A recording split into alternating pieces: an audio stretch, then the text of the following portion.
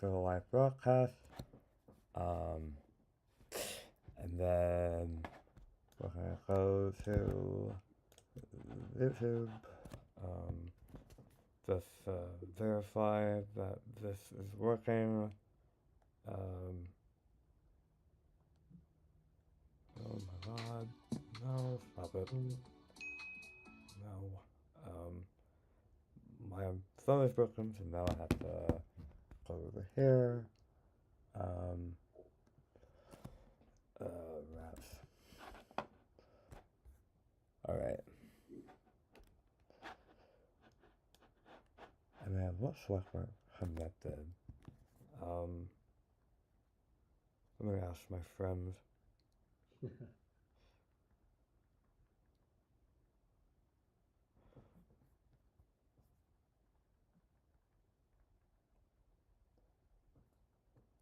Yeah, so, uh, live.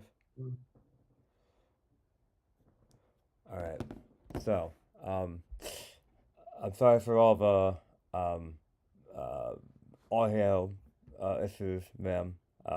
This was working on Tuesday when I interviewed my other guest. So, I appreciate you being patient and, bearing with me. But, um, but yeah, so we are back. I am Don of Doctor's Basement. This is the fourth episode of Basement Talks, a series where I interview people with various interesting backgrounds. Um, we were talking about recently um, about Man's background. I used to work with him at worked with him for about like a year, and now uh, you know I've invited him back to discuss some of his thoughts and takes on AI ethics. Um, so before we came across our audio issues, we were talking about your PhD work and how um, there were issues, there were ethics and like moral issues to consider with regards to trying to figure out like what types of shops and what kinds of things that you like and preferences. Um, so can you go ahead and sort of describe um, uh, what kinds of moral considerations you had to consider for your thesis? So there's some kind of AI ethic problem in my work. The first one is the data collection.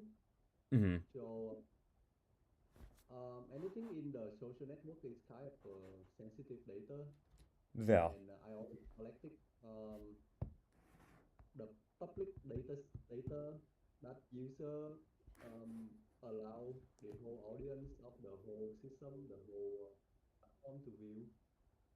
Um, in other words, I always collect the public Mm-hmm. Swiss data system. Um, so somehow we can guarantee, the privacy. But the second thing we do is we try to make everything anonymous. That means we remove and user um, anything related to ID. So, like for example, the name of the user, um, photo of the user. We still keep gender, but we remove like other information, um, the handler, user, uh, Mm-hmm. the username of the user, and all the and other kind of information that I would Um, the third thing we do to keep it the privacy is we have NDA. That means anything we move down that we only use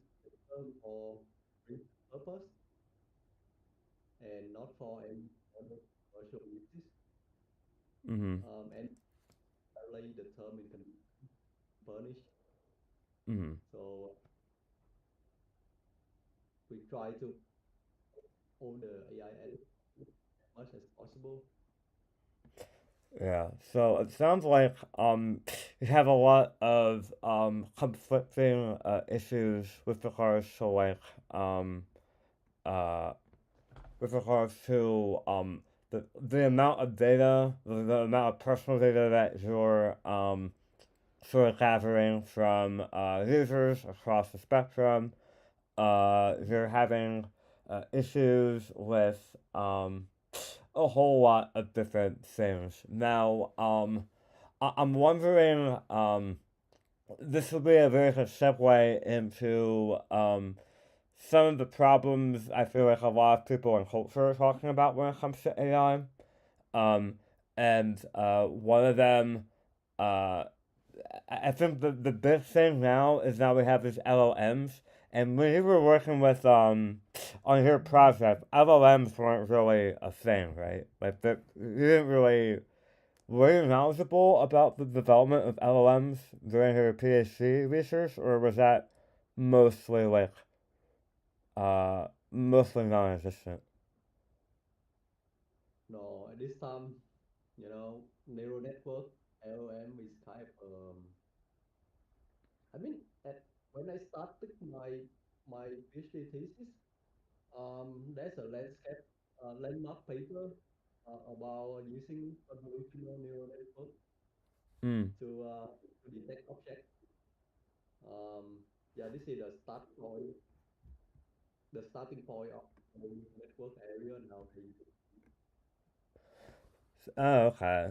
So it's this so that was the starting point for all the LLMs, and for those who don't know what an LLM is, it's basically things like OpenAI and Llama and Gemini, like these types of huge systems that use a lot of resources to kind of do what traditional AIs have done in the past, which is they use greedy algorithms or to determine like what the most optimal solution is given a set of parameters that you have. Um, and but I guess so you're familiar with who Eliezer Witkowski is, right? Familiar with what? Oh, so so we were discussing so there's a very interesting debate that's been brewing between people who are very optimistic about Mhm. AI. Someone like George Hopps, who is a very serious hacker, Mhm. and has a whole bunch of different has a whole resume of uh, contributions in this field. Um, he's very optimistic about the outcomes of AI. Um, but Eliezer Witkowski, he is sort of like very pessimistic about the outcomes of AI because he believes that AI will overcome uh, the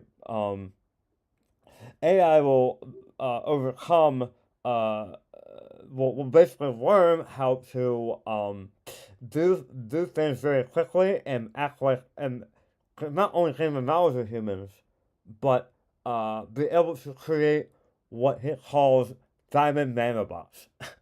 Do you know what diamond nanobot is, ma'am? No. I just learned this today too. So it's basically like a robot that's like very, very, very, very infinitesimal. Um, that's like the size of like a nanoparticle. Um, Uh-huh. the Eliezer House's claim is that uh, basically robots will be able to figure out how to do that uh, Mhm. in a certain period of time, in an indefinite amount of time. Um, is this something that AI researchers think about a lot, or is this just Eliezer Gurkowski being a crackpot? Um, I think we shouldn't worry too much about AI, at least in the near future. Hmm. Because right now there's a lot of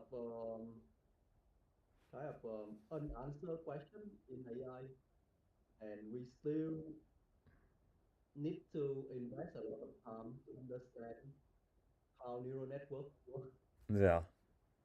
Um, there's still we, I mean, it, AI researchers view neural network as a tool to solve a problem. Hmm. I have a, but there's a lot of questions we need to answer. How exactly the information transfer inside neural network? Yeah. I feel like a lot of people don't quite understand like what a convolution is.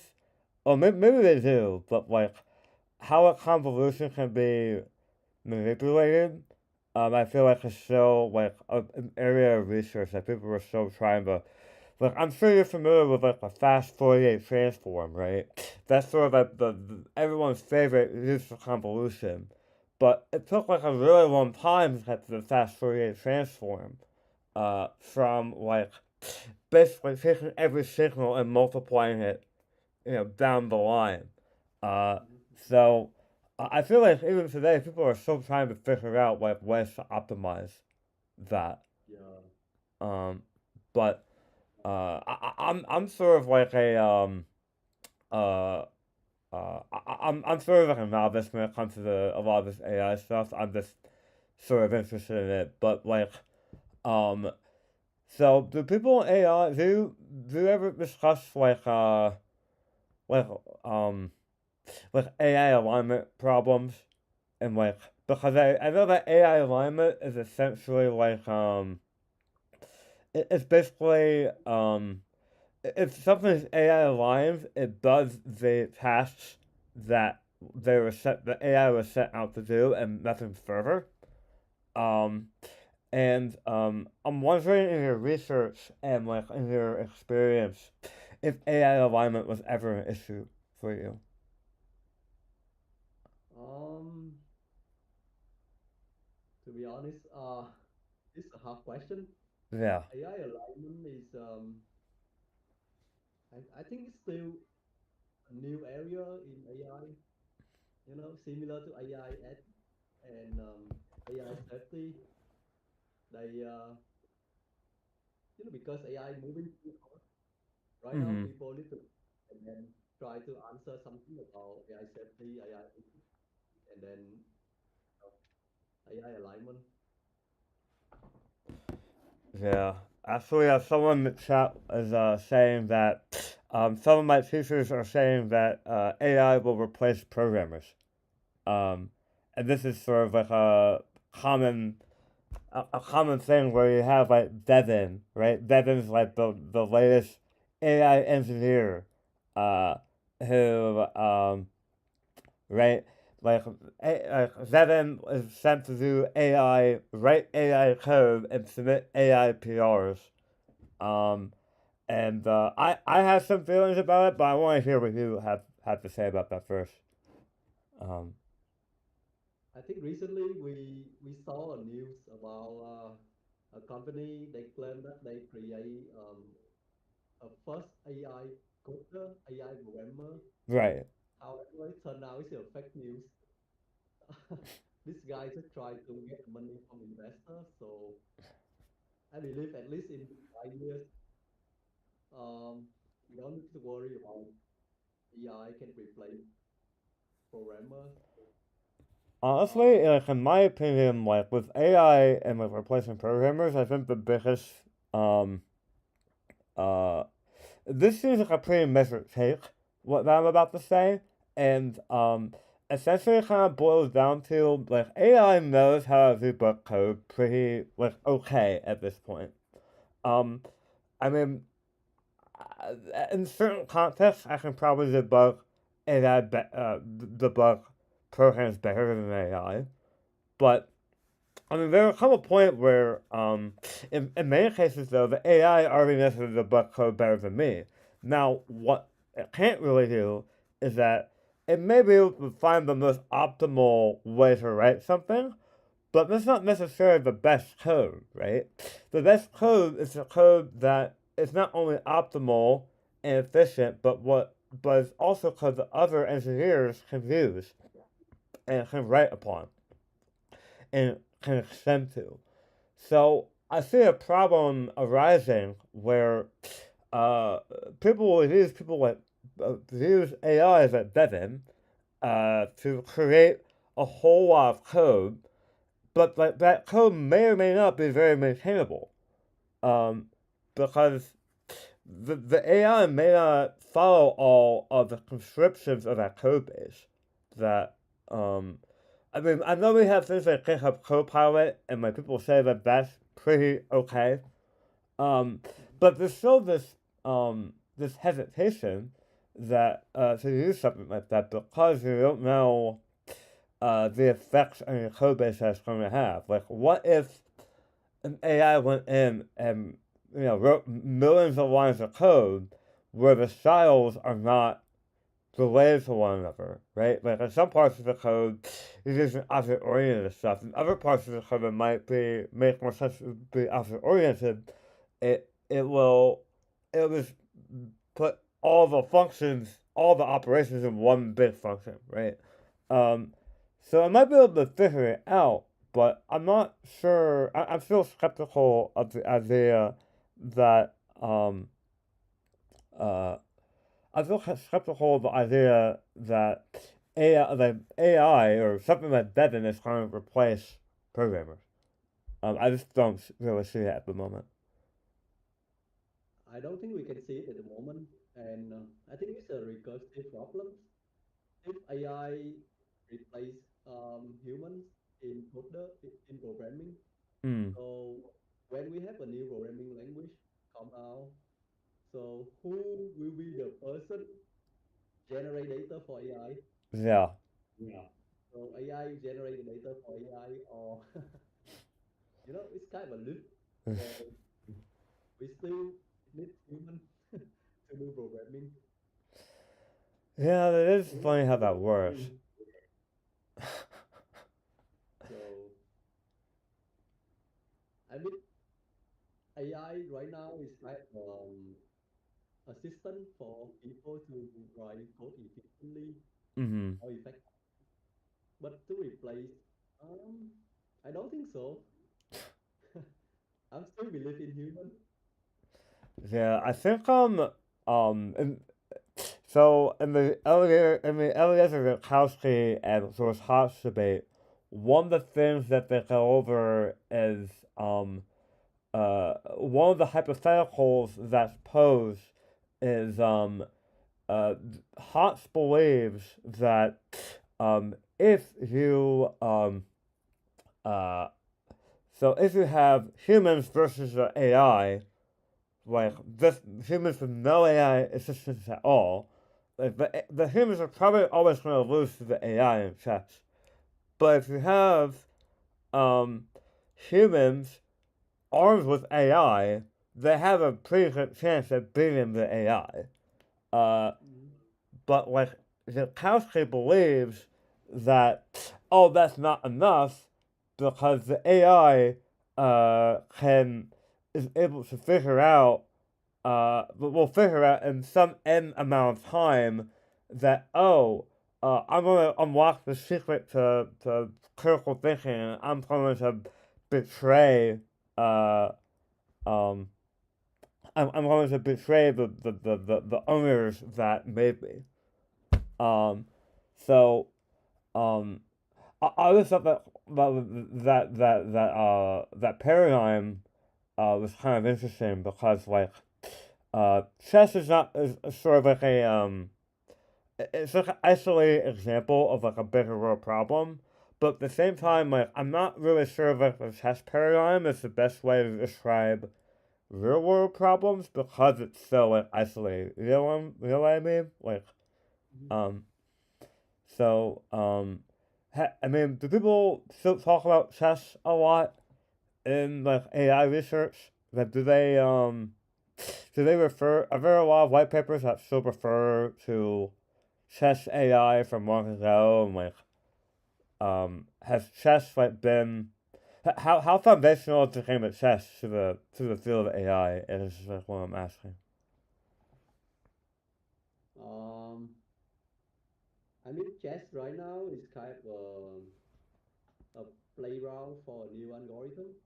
Mm. Uh, but because because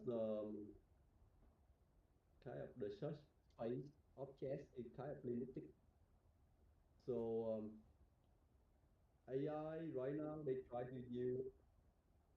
I mean, people AI researchers right now try to use more advanced context, Mm-hmm. like video games or I don't remember, but more communication Yeah. and you need to have more access. So to do that, Yeah. I know that there's a classic the classic chess game of Bobby Fischer versus Deep Blue, right? And Deep Blue was this IBM chess solver that um, that basically dueled Bobby Fischer, one of the best chess players in the world, and Deep Blue beat Bobby Fischer.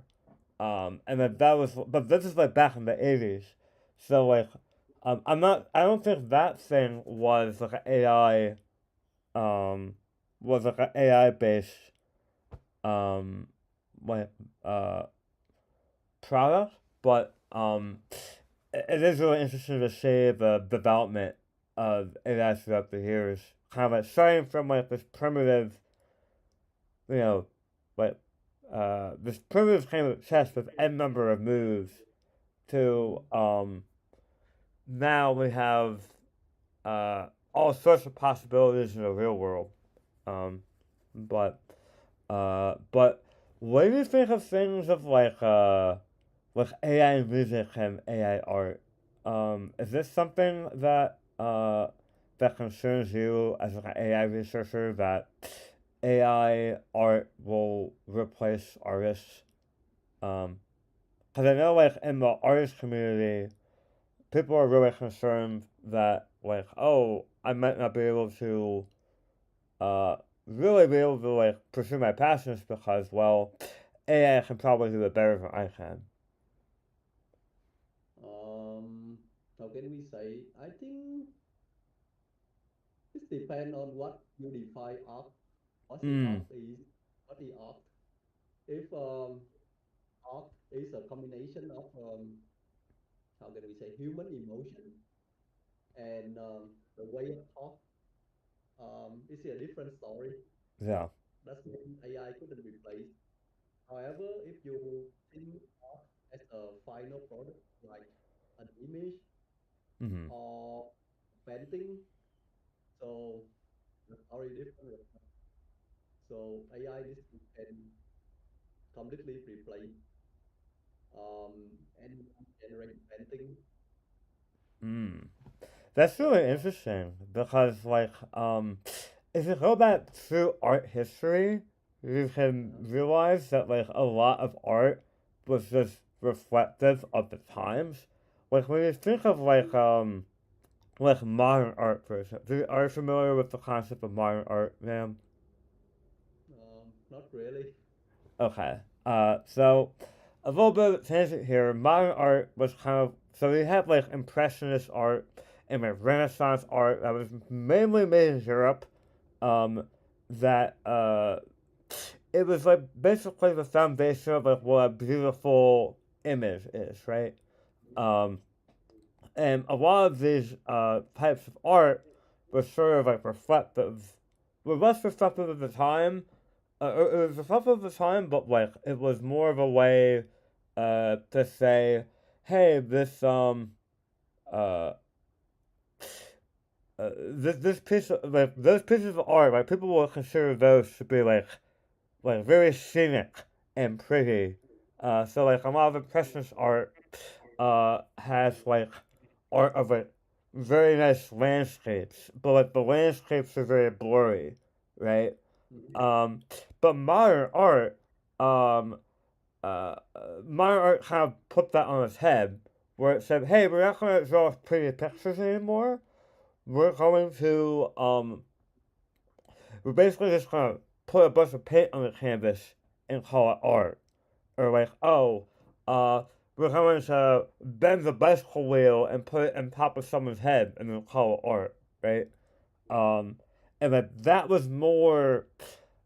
It's rightfully criticized for it's like lack of artistic uh like the amount of artistic prowess involved to create modern art is not very high, but uh the emotion and like the statement in modern art is a lot more clear because it's the message that overshadows everything, right? When you look at a piece of modern art that's, let's say, like a bunch of paint splatter on a canvas, people aren't thinking about the paint splatter on the canvas, right? They're thinking about the idea behind the paint aimlessly splattered on the canvas and what that represents. Um, Yes. so I think it's a pretty interesting sort of um, uh, like perspective, and kind of has me thinking about this a little bit differently. Um, so how so we have AI as a supplementary tool in a lot of cases, and we right now people are mostly using it for good, um, but do you have any ideas about how researchers um believe that this uh, AI can remain under control so that it doesn't go haywire? Like, what techniques do they use? Uh, this is a hard question, man. Actually, my research only focus on one or two area of AI. I try to do my best to answer your questions. Yeah, of course. Um, First of all, they people try to do something like a strict. That means whenever AI can create something dangerous, they can turn it off quickly and immediately. So Hmm. the second thing is, um,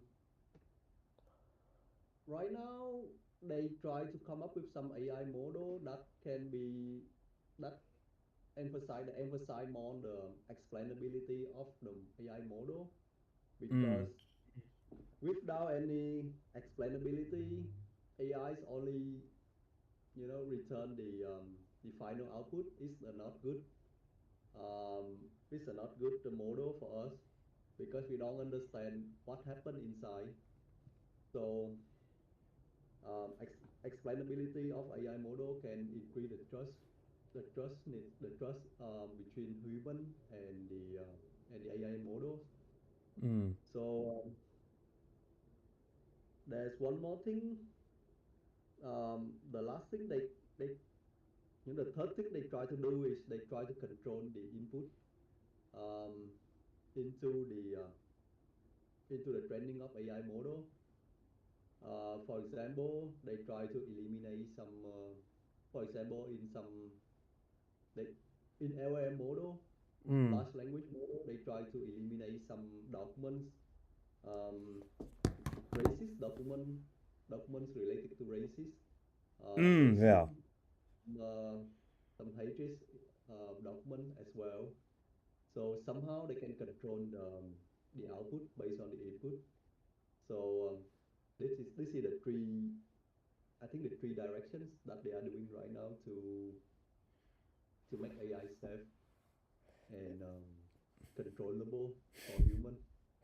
Yeah. That actually kind of reminds me of back in 2016. Are you do you remember Microsoft made this AI that they put it was like a Twitter chatbot, and like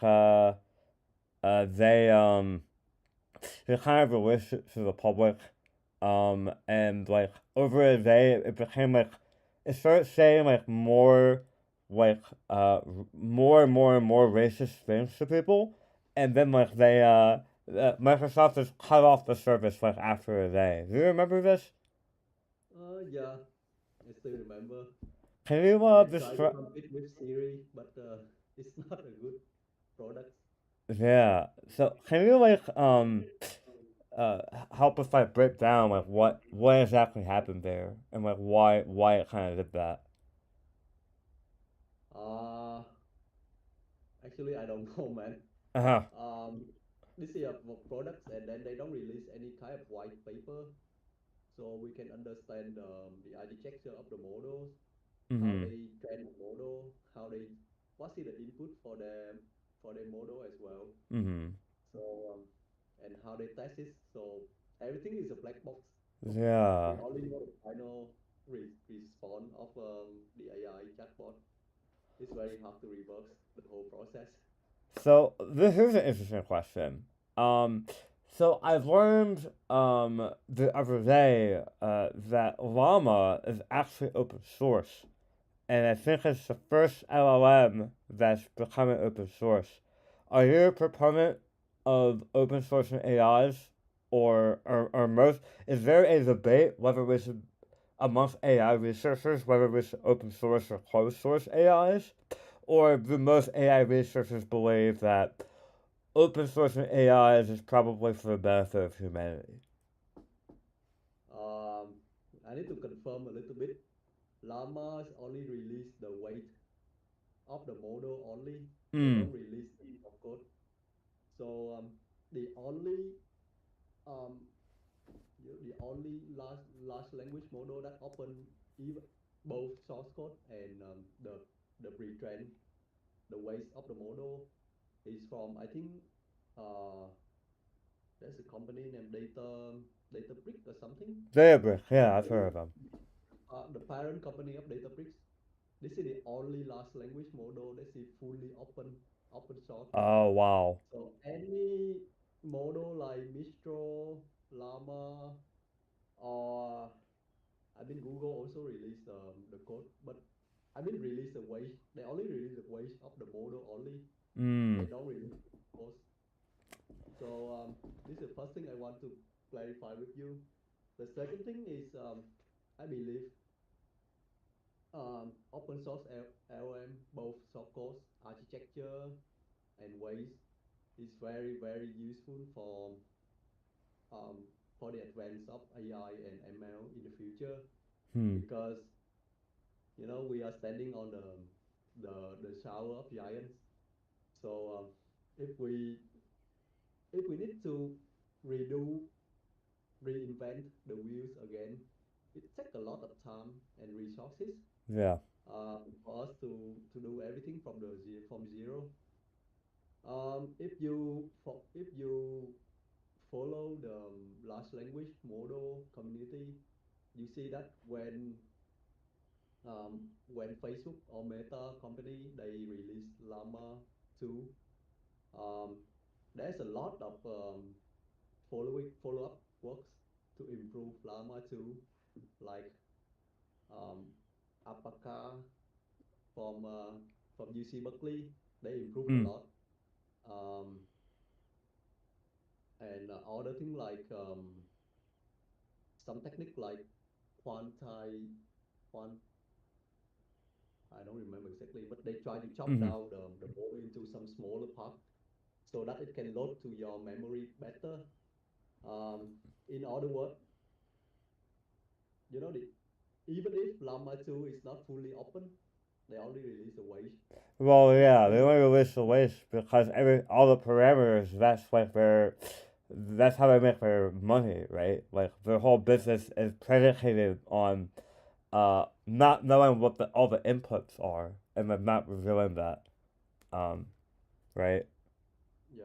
So my point is, even they only release a part of the large language model, the final product, it still benefit a lot to the communities.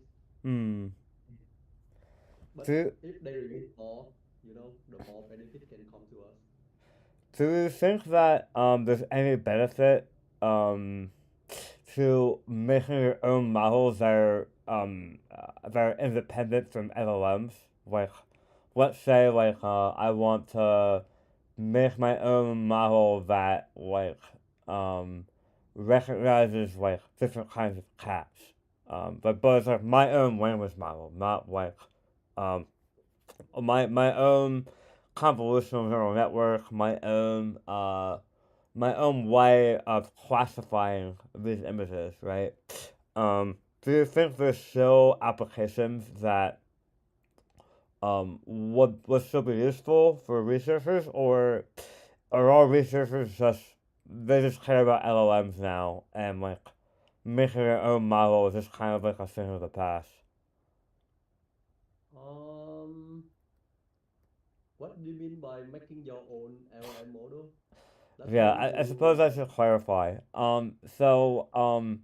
Let's say I have let's say I guess I'm referring to models that you make without using an LLM directly. Um, so let's say I use PyTorch to make my own neural network in my own pooling um my own pooling calculations and doing all that stuff myself. Instead of just making the LLM do the fine tuning for me. Um, I do the fine tuning myself. Are AI researchers really doing that anymore with the advent of LLMs, or? um, I mean, there are multiple ways to answer your questions. Mm-hmm. First of all, you say that if we want to, the first way to interpret your question is, should we use fine tune instead of building everything from the beginning, right? Mm-hmm. Um, so uh, so if you have a small budget, the best way is to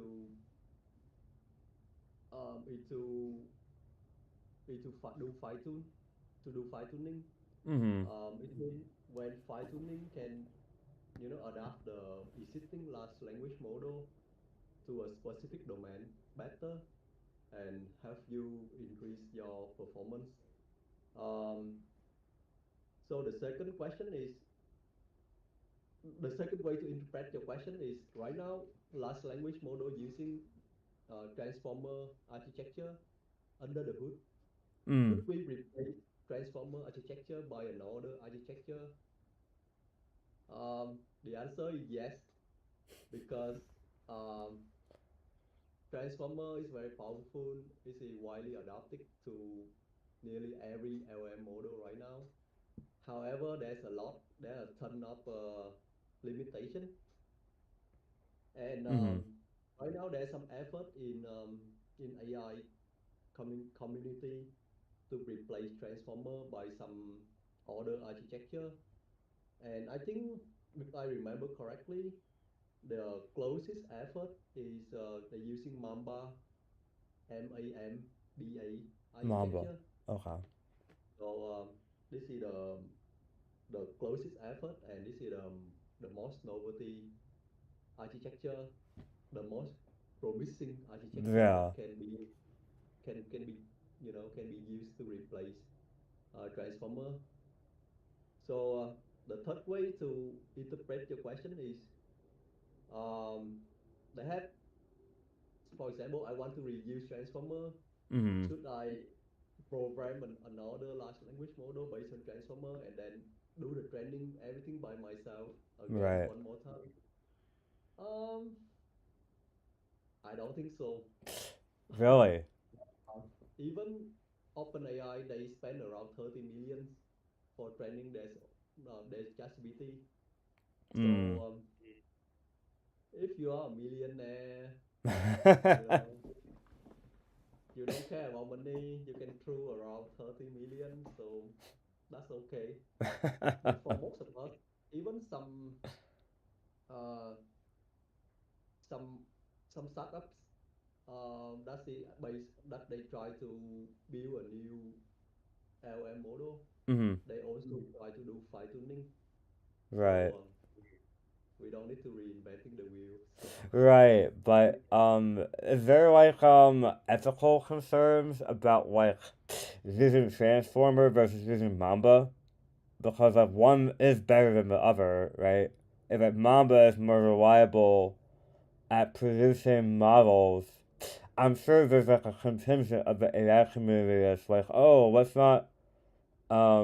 not make AI learn so quickly, right? Uh, are there any ethical concerns between Transformer and Mamba and like making that transition, or is this more of a way to make the programmer's life easier? um, Transformer and Mamba, there's neural network architecture. Right. So this is a technique only. So uh, I don't think there's any kind of AI ethics to Mamba and Transformer.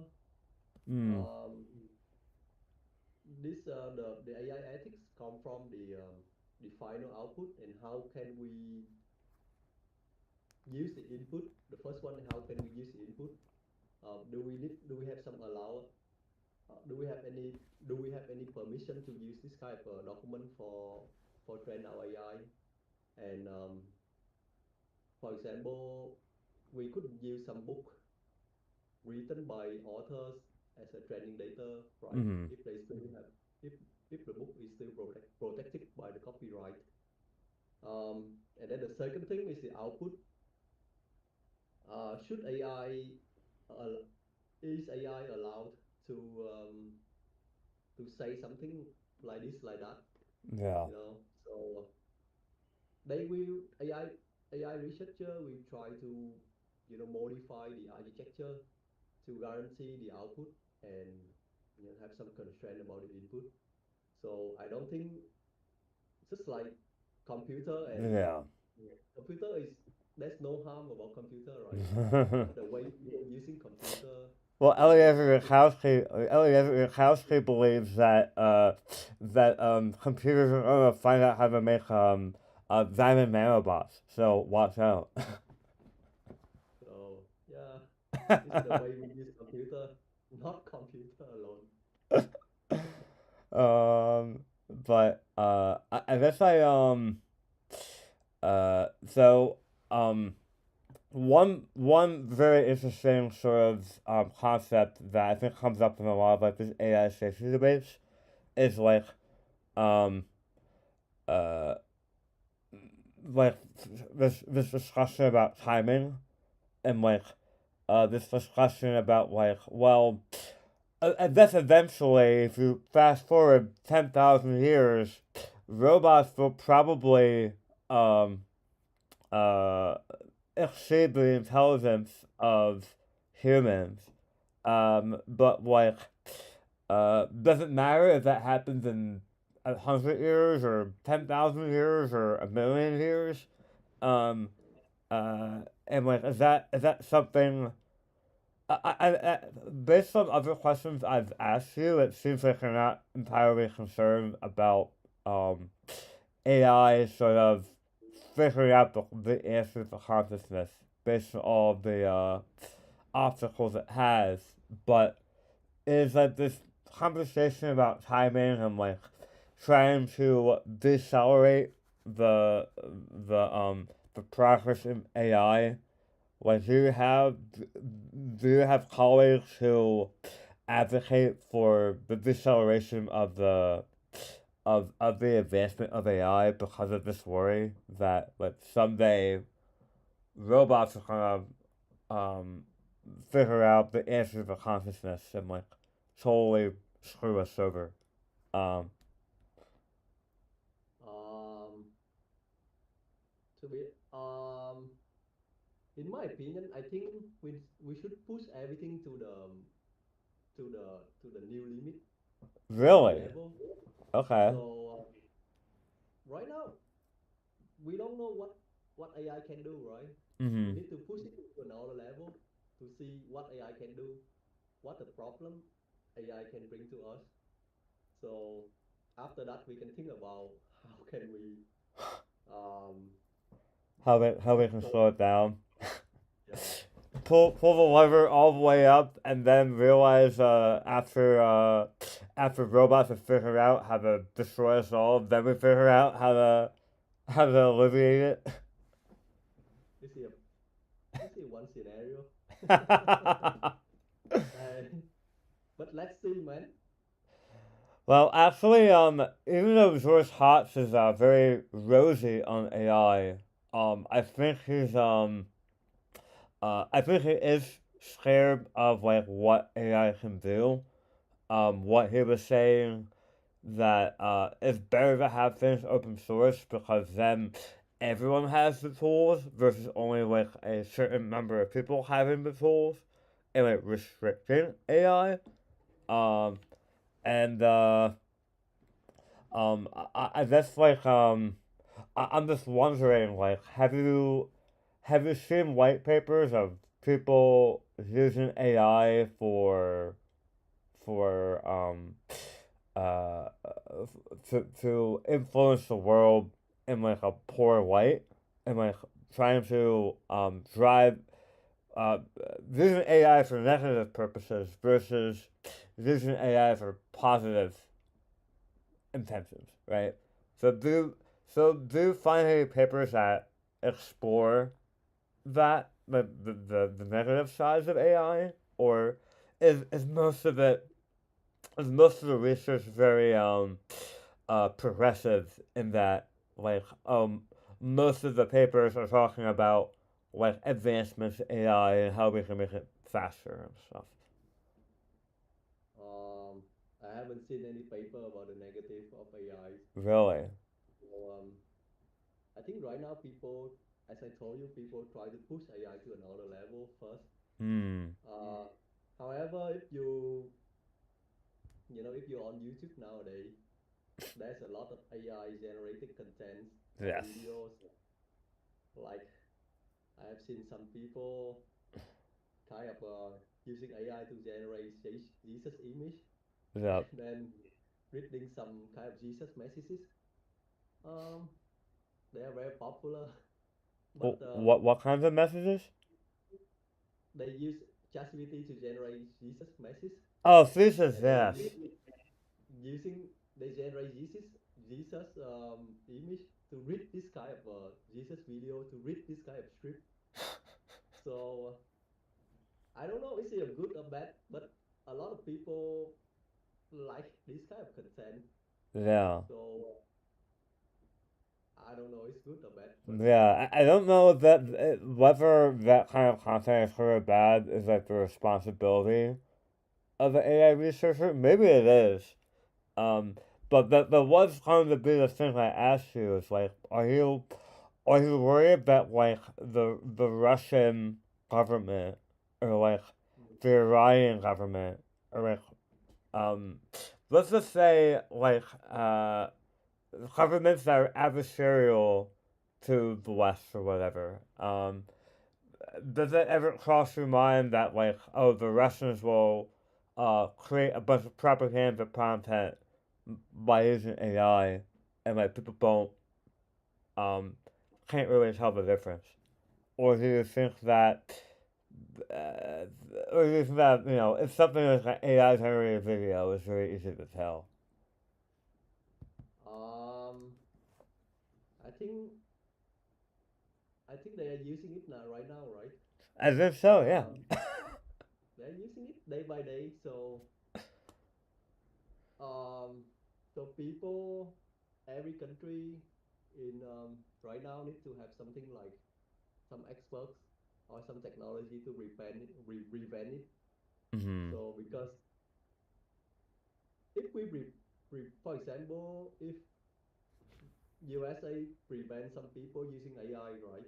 Mm-hmm. But they couldn't prevent Russian people using this kind of technique. Right. Yeah. So they try to limit themselves and let the enemy grow up. Yeah. It's have more harm than benefit. Yeah. I think that's one of the biggest that's one of the biggest drawbacks in trying to limit AI use is that um, if we had a law in our country, for example, that prevented that only allowed certain people to use AI, and certain parts of the government to use AI, that would almost hinder us because our adversaries would be using AI because we can't tell them to not use it unless we have like an international agreement, which I don't think the AI community is even thinking about.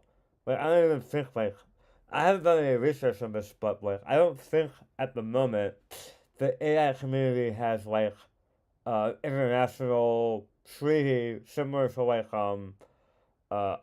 this like an example would be like the Oslo Treaty for Israel Palestine or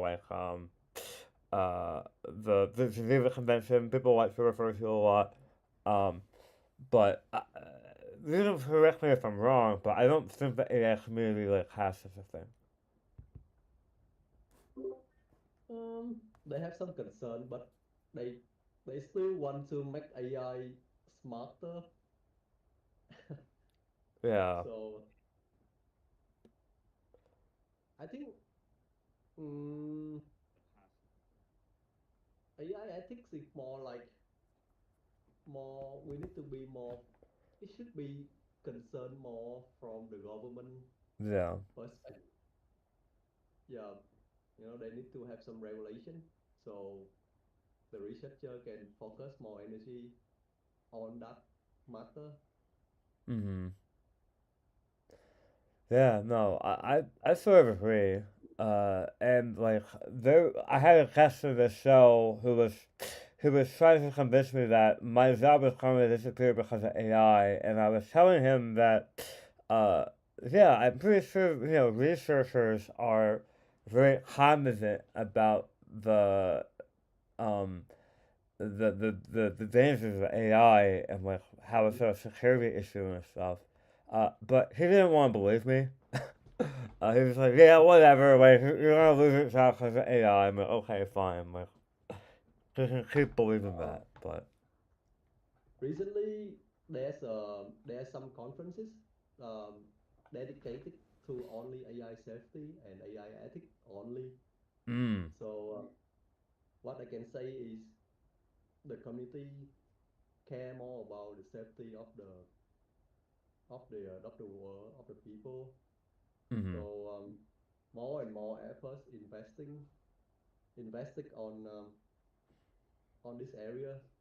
However, the the bigger part um, still focus on how to make AI faster, smarter, and more efficient. Yeah, yeah. I'm glad to hear that because um, there's a part of me that's that before this conversation, I kind of got the sense that like the AI researchers usually they want to solve like hard mathematical problems because a lot of AI is literally just very complicated math and how you systematically create something that always makes the correct calculations, right?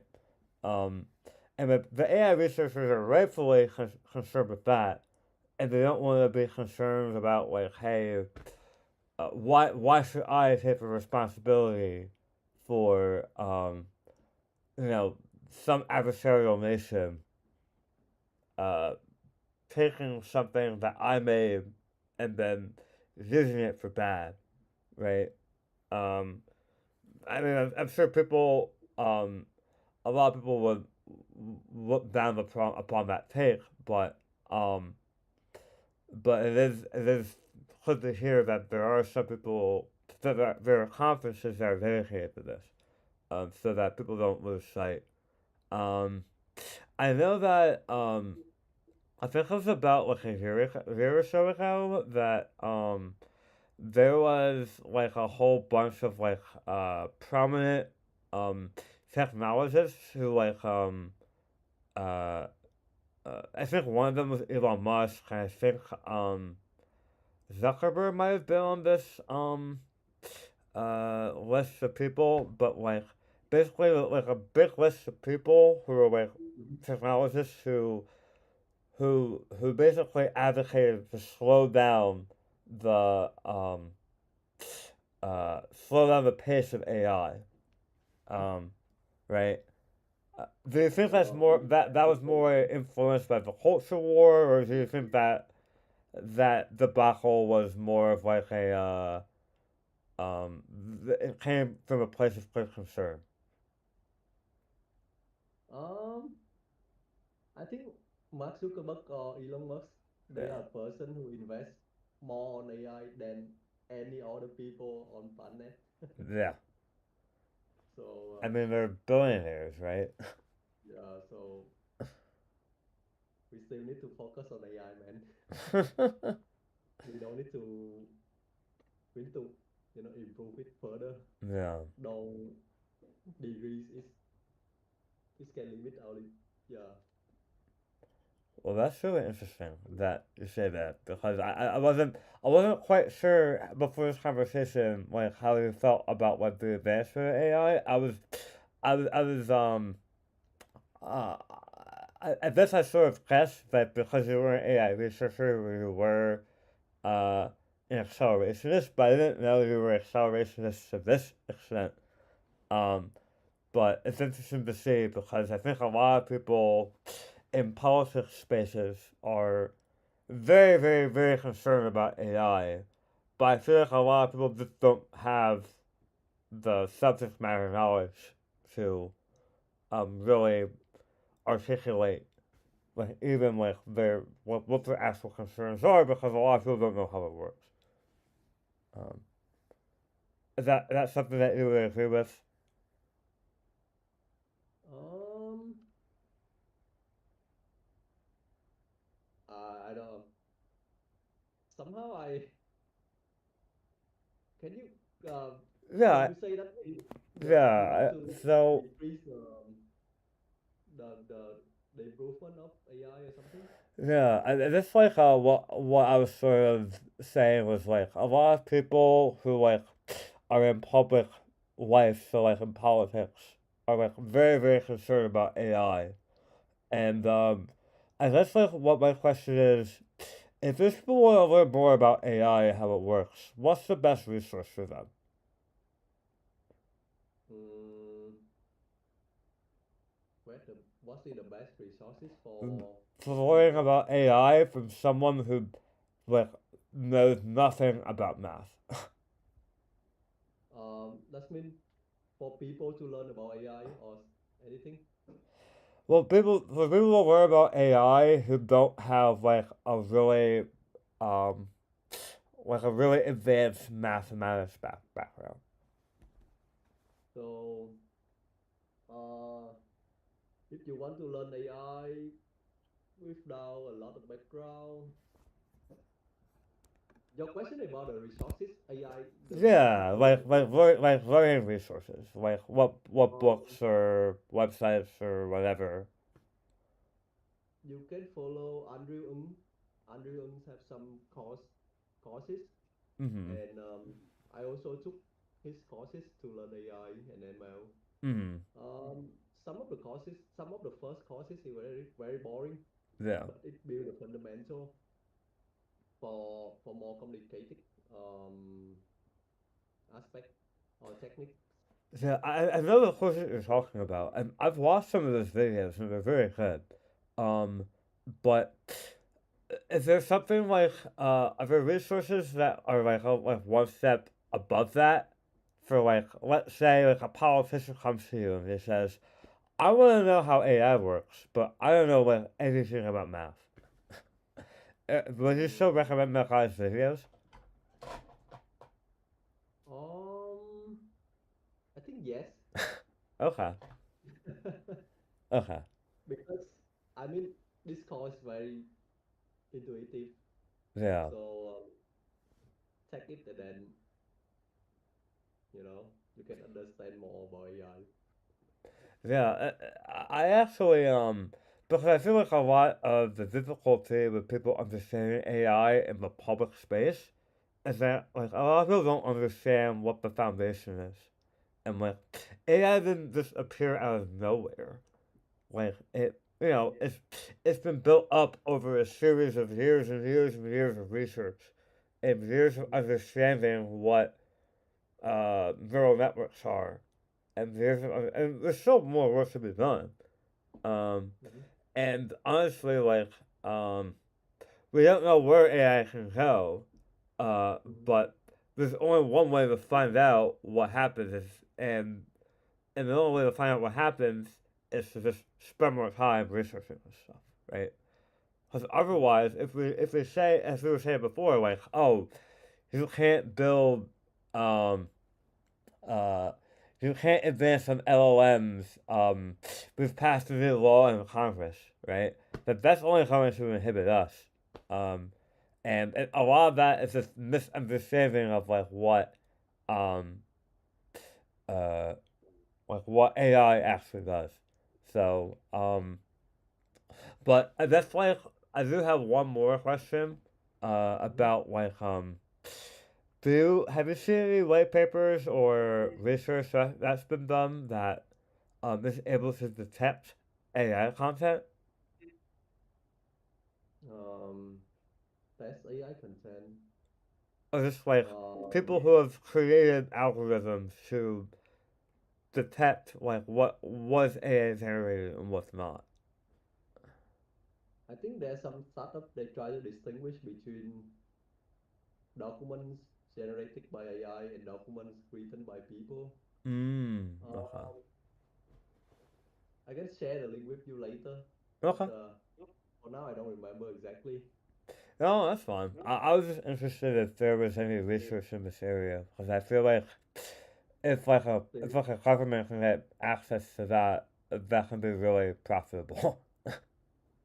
yeah, especially right now, deepfake when they try to modify the face or using, apply other face to another face. Yeah, That's this is the big research area. yeah. I feel like with that kind of stuff, you can there are algorithms that are able to separate the face from the rest of the image and find out what the bits are that um that make up the face and how that how that face was AI generated. Um, so it seems like people are working on this area as well, which makes me happy. Um, but yeah. That's a that's a trick to distinguish between image generated by AI and real image. Mm-hmm. Especially for human, you can take a look at the hand. Usually, right now, the hand generated by AI is kind of have it's not natural, Mm-hmm. and hand generated real image of the hand is more natural than AI generated. But I think in the future, this limitation will be, you know, will be improved. Mm. Yeah. Um. No, that is good to hear for sure. Um. Mhm. But yeah. I think that uh I think that adequately wraps up um a lot of the concerns that I had about the public discourse AI.